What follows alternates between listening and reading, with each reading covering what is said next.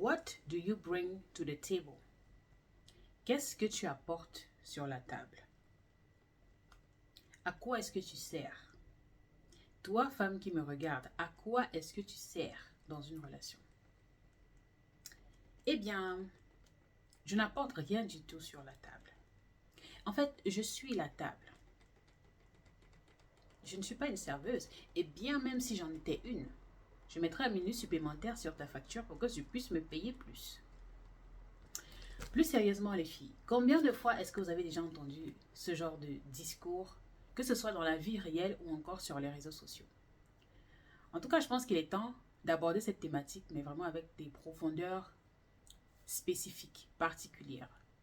Que ce soit dans les bureaux, entre amis, dans les familles, et surtout à l'ère de la mondialisation d'aujourd'hui où on a des canaux d'information innombrables et on a un flux d'informations qui déborde littéralement, les avis sont partagés. Et on peut très vite se laisser submerger par toutes ces informations que l'on recueille au quotidien. Dans la vidéo d'aujourd'hui, on va parler de cette fameuse question qui crée souvent le trouble entre la gente féminine et la gente masculine. La question de savoir qu'est-ce qu'une femme apporte dans une relation, qu'est-ce qu'une femme apporte dans un couple.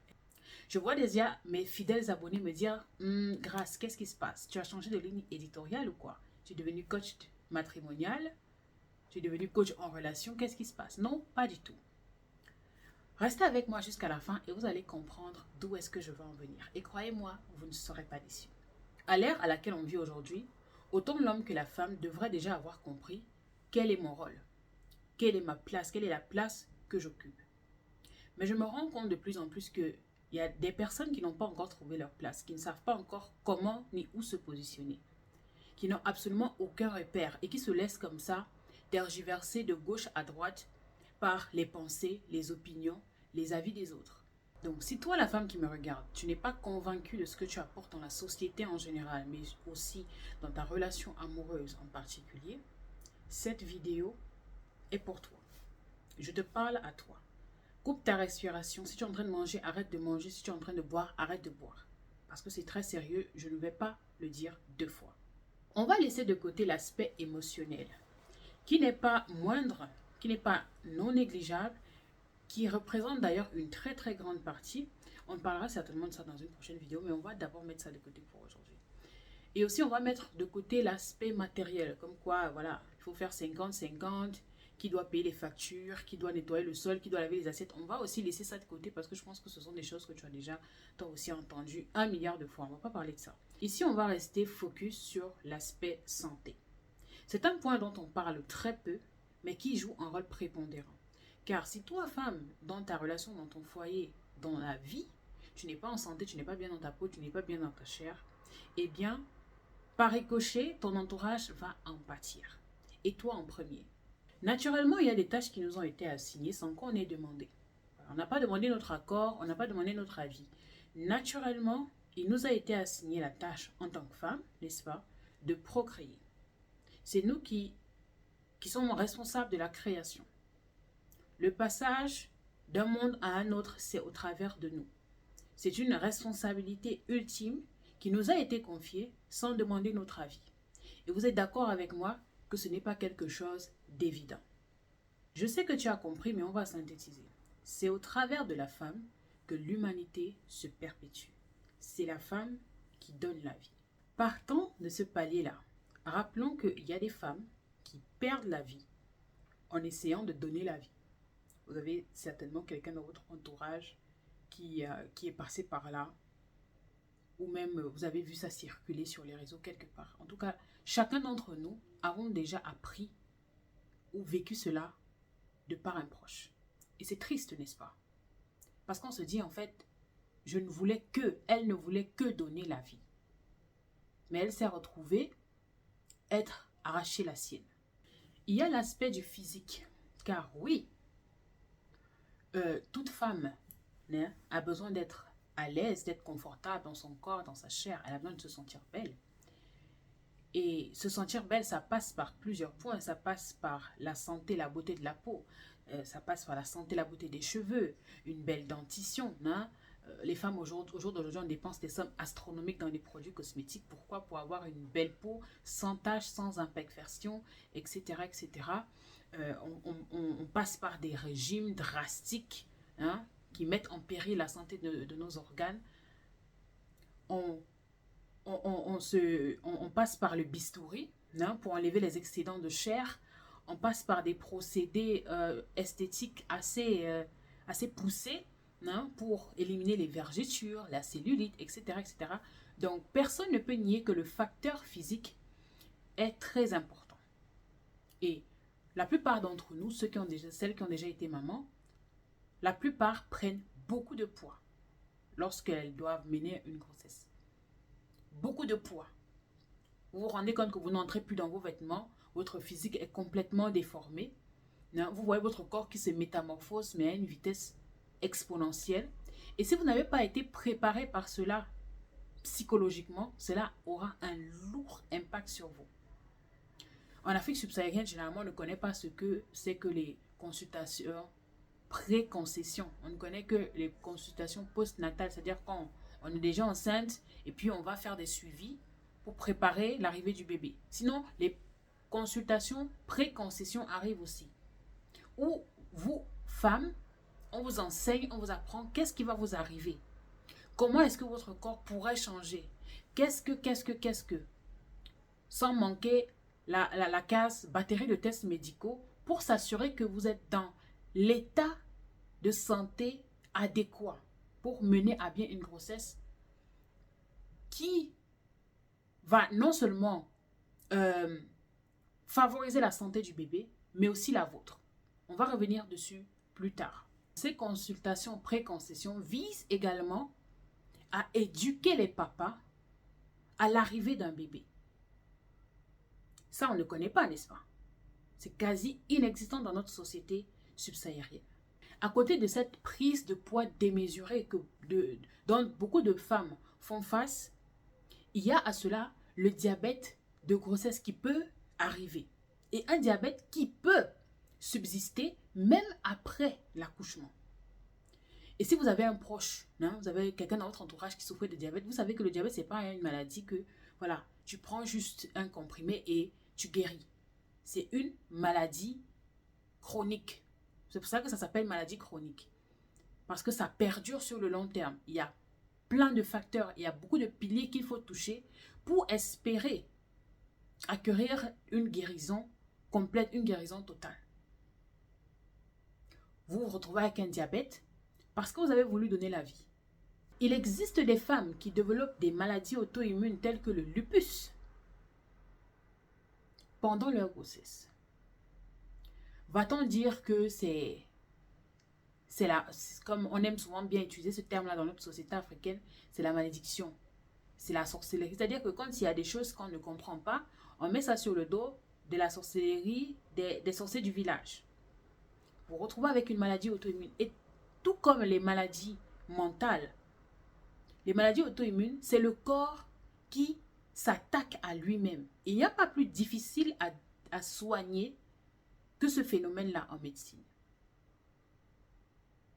Lorsque votre corps s'attaque à vous-même, vous pensez que quel est l'élément extérieur, quel est le contentieux extérieur, que vous pouvez vous apporter pour empêcher votre corps de s'attaquer à lui-même.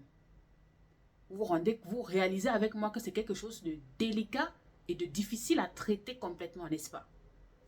Il y a des femmes qui développent des infections urinaires et finissent par les trimballer à vie.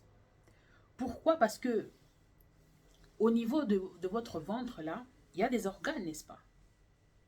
Lorsque vous portez un enfant, l'utérus, il prend de la place, n'est-ce pas? Il grossit et tout. Et ça peut, le poids de votre utérus peut venir empiéter sur le bon fonctionnement de votre vessie et l'emmener à un stade irréversible. C'est-à-dire que venir quasiment détruire la santé de votre vessie. Une vessie qui est mal en point, on va développer forcément régulièrement des infections urinaires. Les infections urinaires dans le système médical général ou alors connu de tous se soignent avec quoi? Avec des antibiotiques la plupart du temps. Et qu'est-ce que les antibiotiques causent à l'organisme? Une résistance. On peut développer une résistance au fur et à mesure. Et les antibiotiques détruisent la flore intestinale. Qui dit flore intestinale détruite dit malabsorption des nutriments. Donc vous pouvez souffrir par ricochet de carence. Il dit malfonctionnement de votre cerveau. Le cerveau qui est le commanditaire de la production, de la métabolisation, du transfert de plusieurs hormones. Sans parler de la glande thyroïdienne. C'est tout un canal. On ne peut pas scinder. On ne peut pas diviser. On ne peut pas traiter chaque partie. Et je pense que c'est ça le problème principal dans notre système médical actuel. Notre système de santé actuel. On isole des choses pour les traiter, alors qu'il faut voir l'individu dans son entièreté. Vous pouvez finir avec des infections urinaires à vie. Pour ceux qui ont déjà eu une infection urinaire, ne serait-ce qu'une fois dans leur vie, vous savez que ça fait extrêmement mal. C'est extrêmement douloureux, c'est extrêmement gênant. Voilà quoi. Attention aux âmes sensibles parce que là, je vais aborder un point encore plus délicat. Et c'est notre dernier point. Il y a des femmes qui finissent avec des troubles, voire des maladies mentales, parce qu'elles ont essayé de donner la vie. Vous n'imaginez pas à quel point une grossesse peut être traumatisante, à quel point cela peut impacter la santé mentale d'une femme. Je parle du point de vue d'une maman. Ce ne sont pas des spéculations. Ce ne sont pas des choses que j'ai entendues ou lues dans des livres. Je l'ai vécu personnellement. Donc, je sais de quoi je parle. C'est très sérieux ce que je vais dire. Donc, restez concentrés. Une grossesse peut vous détruire mentalement au point où vous essayez de mettre fin à la vie de votre nouveau-né. On a vu ici des vidéos circuler où vous avez même déjà peut-être vécu cela dans votre entourage. Une femme qui a balancé son nouveau-né au travers du balcon, qu'il a étouffé avec un oreiller. On a déjà entendu des histoires comme ça circuler. Dans notre société africaine, on dit c'est une sorcière, c'est une vampire, machin. On met tout cela sur le compte de l'incompris, de la sorcellerie, du métaphysique. Pourtant, ce sont des aspects qui devraient être investigués et pris très au sérieux. Porter la vie, ça peut vous créer des troubles, des troubles d'anxiété pas possible, de la dépression, mais vous pouvez être déprimé, mais à un niveau où vous passez des jours sans pouvoir vous laver, sans voir la lumière du jour, et vous pensez que c'est faire du mal à votre petit qui ne pourrait pas faire partie de la liste. Je suis une fois tombée sur, je pense que c'était sur Facebook, sur la vidéo d'un monsieur qui a littéralement fui le domicile conjugal, qui a délaissé le domicile conjugal, laissé sa femme avec son nouveau-né, parce qu'il disait qu'il ne peut pas regarder sa femme dans les yeux. Il aurait assisté, n'est-ce pas, à l'accouchement, et il aurait vu par quoi sa femme est passée. Et après ça, il la voit se lever, marcher sur ses deux pieds, vivre comme si de rien n'était. Le monsieur a été traumatisé au point où il a fui le domicile conjugal. Quand on l'a retrouvé, on lui a demandé, mais monsieur, qu'est-ce qui se passe? Comment se fait-il que vous abandonnez votre femme avec le bébé à la maison et vous fuyez? Dit non, ma femme c'est une vampire, ma femme c'est une sorcière, ma femme c'est le diable, je ne peux pas la regarder dans les yeux, je ne peux pas la toucher, je ne peux pas la voir. C'est impossible ce qu'elle a expulsé de son vagin. Je ne peux pas la regarder. Et vous vous posez encore la question de savoir what do I bring to the table? Honey, you are the table. Tu es la table. Qu'est-ce que tu vas encore apporter? Et là, ne me méprenez pas. Là, je parle exclusivement du point de vue de santé. de tout ce par quoi une femme qui essaie de donner la vie peut passer par. Parce que cette tâche nous a été assignée sans notre avis, sans notre consentement, sans notre voulu, sans rien du tout. C'est au travers de vous que la lignée de ces hommes qui vous demandent qu'est-ce que vous apportez sur la table prend vie. Donc, c'est littéralement une insulte à votre personne. Moi, je dis souvent, si un monsieur, un homme ou un garçon vient à vous poser cette question, vous prenez vos clics et vos claques et vous fichez le camp de là. Parce qu'un homme devrait déjà savoir, quand il vous approche, quand il vient vers vous, il devrait déjà savoir qu'est-ce que vous lui apportez. S'il doit vous poser cette question, eh bien, il n'y a même pas lieu d'une discussion. Vous portez juste vos clics et vos claques et vous foutez le camp.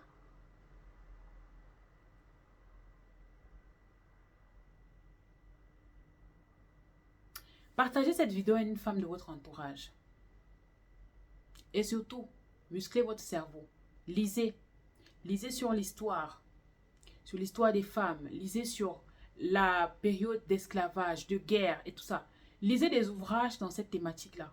Et vous allez comprendre à quel point les femmes avaient jouaient un rôle extrêmement important dans la société.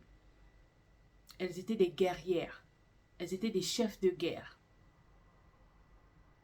Elles dirigeaient des communautés. Il ne s'agit pas ici de créer une rivalité. Non. Chacun a sa place. Chacun a son rôle à jouer et chacun devrait connaître quel est son rôle à jouer. Mais si toi, femme, tu te poses toi-même la question, tu n'es pas sûre de ce que tu es, il faut que tu t'informes, il faut que tu t'éduques pour bannir complètement ces doutes de ta tête. Comme ça, tu sauras qui tu es. Et quand quelqu'un aura le culot, dirais-je limite, de remettre cela en question, il n'y aura même pas lieu de créer la discussion. Prenez soin de vous et je vous retrouve dans le prochain épisode. Ciao, ciao.